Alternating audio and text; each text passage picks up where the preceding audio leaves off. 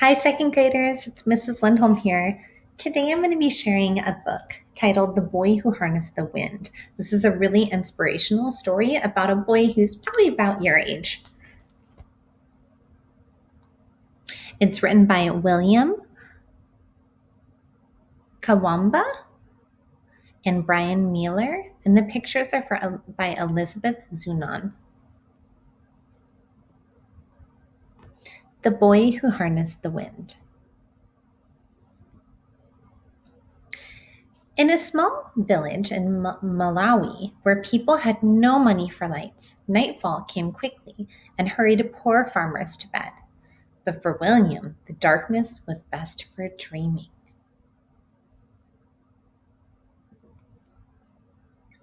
He dreamed of building things and taking them apart, like the trucks with bottle cap wheels parked under his bed, and pieces of radios that he'd crack open and wonder, if I can hear the music, then where is the band? His grandpa's tales of magic also whispered in the pitch black of his room. Witch planes passed through the window while ghost dancers twirled around the room as if 100 men were inside their bodies. At dawn in the fields, William scanned the maze rows for magical beings, then wondered as a truck rumbled past. How does its engine make it go? Pay attention where you throw that hoe, his father shouted. You'll cut off your foot. For all its power over dancers and flying things, magic could not bring the rain. Without water, the sun rose angry each morning and scorched the fields, turning the maize into dust. Without food, Malawi began to starve.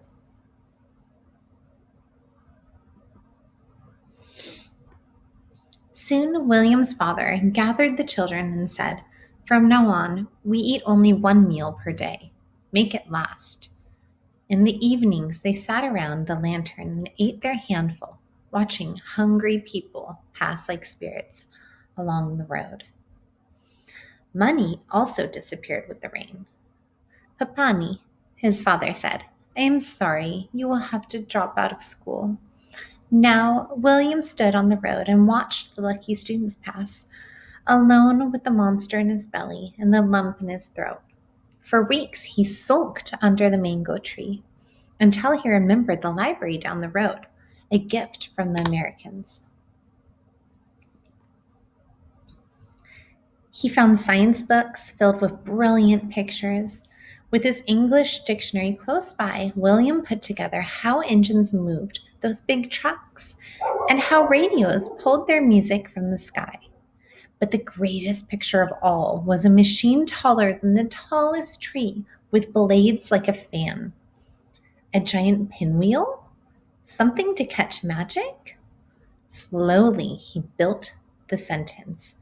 Windmills can produce electricity and pump water. He closed his eyes and saw a windmill outside his home, pulling electricity from the breeze and bringing light to the dark valley. He saw the machine drawing cool water from the ground, sending it gushing through the thirsty fields, turning the maize tall and green. Even when farmers' prayers for rain went unanswered, this windmill was more than a machine. It was a weapon to fight hunger. Magisi amifo, he whispered. I will build electric wind. In the junkyard, pieces appeared like rusted treasures in the tall grass. A tractor fan, some pipe, and bearings and bolts that required every muscle to remove. Tonga, he'd shout to the birds and spiders, holding up his prize. But as William dragged his metals home, people called out, This boy is masala. Only crazy people play with trash. After many weeks, William arranged his pieces in the dirt. A broken bicycle, rusted bottle caps, and plastic pipe, even a small generator that powered a headlight on a bike. For 3 days, he bolted, banged, and tinkered, while chickens squawked and dogs barked, and neighbors shook their heads, saying, "What's Masala doing now?" His cousin Geoffrey and his best friend Gilbert soon appeared. "Muli Mwanja," they greeted. "Can we help with the electric wind?" "Grab your pangas and follow me," he said, and took them into the forest. Together they swung their sharp blades into the trunks of blue gum trees, then hammered them together to make the tower. Standing atop, William shouted, "Bring it up!" While the boys tugged and heaved, a crowd gathered below and gazed at the strange machine that now leaned and wobbled like a clumsy giraffe. Some giggled, others teased, but William waited for the wind. Like always, it came. First a breeze, then a gusting gale. The tower swayed and the blades swung round.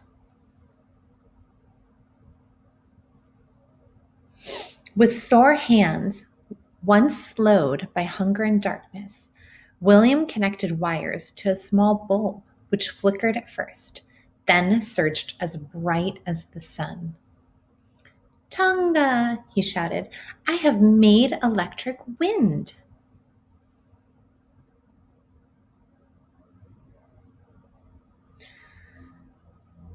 "Wachita bueno," a man yelled. "Well done!" As the doubters clapped and cheered, William knew he had just begun.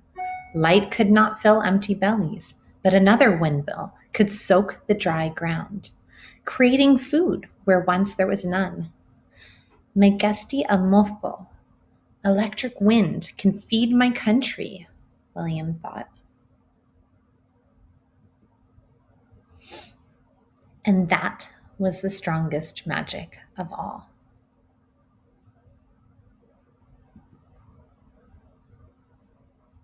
This is going to be a little bit about the author, which I feel like is very, very interesting and powerful. It makes the story a little bit more interesting to me. So I'm going to read it to you. William Kawamba was born in 1987 and grew up near the village of Wimbi, located in central Malawi. Like many people in Malawi and the rest of sub-Saharan Africa, William's father, Triwell, was a farmer.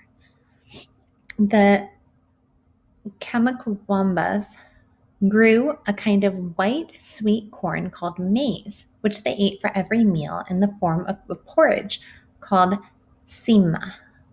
To make extra money for clothes, medicine, and other essentials, they also raised tobacco to sell in the capital city, Lwangi.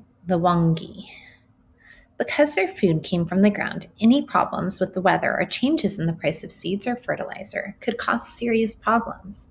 That's exactly what happened in 2001 and 2002. A severe drought killed most of the maize fields in Malawi, including those of William's father. Within several months, the entire country had begun to run out of food and began to starve, a terrible event known as famine. Eating only one meal per day, William, his parents, and his 6 sisters began losing weight. At one point, his father even went temporarily blind from hunger. The famine killed over 10,000 people in Malawi, including many in Wimbi.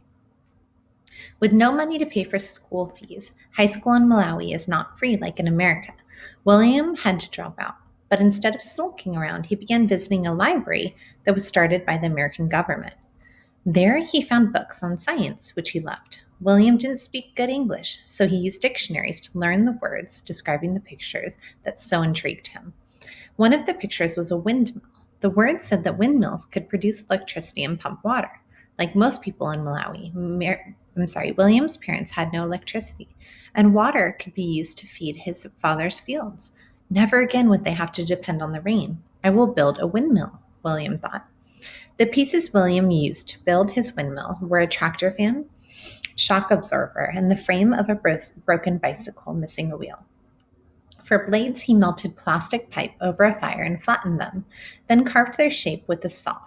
For a generator, he used a dynamo, which is a tiny bottle-shaped device that produces electricity by turning magnets inside a coil of wire, something called electromagnetism. When the wind blew, the blades acted like pedals and spun the tire, which turned, which turned the coils inside the dynamo and produced a current. A wire from the dynamo reached down to William's room and powered a small light bulb. He was 14 years old, so a little bit older than you. Eventually, William used his windmill to charge a car battery, allowing him to power 4 light bulbs in his parents' house. But his dream of pumping water wasn't achieved until several years later when he built his green machine, which pulled water from a small well near his home and fed his mother's garden, allowing her to grow vegetables year round. In 2007, William was discovered by some journalists and invited to speak at a TED conference in Tanzania. He'd never been in an airplane or even seen the internet.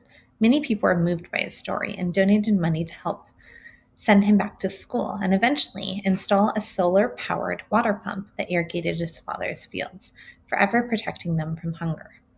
William is now a student at Dartmouth College in Hanover, New Hampshire. He is studying to be an engineer and plans to return to Malawi to work on renewable energy for electricity and pumping water in villages. So I included that just because it shows that this is based on a true story.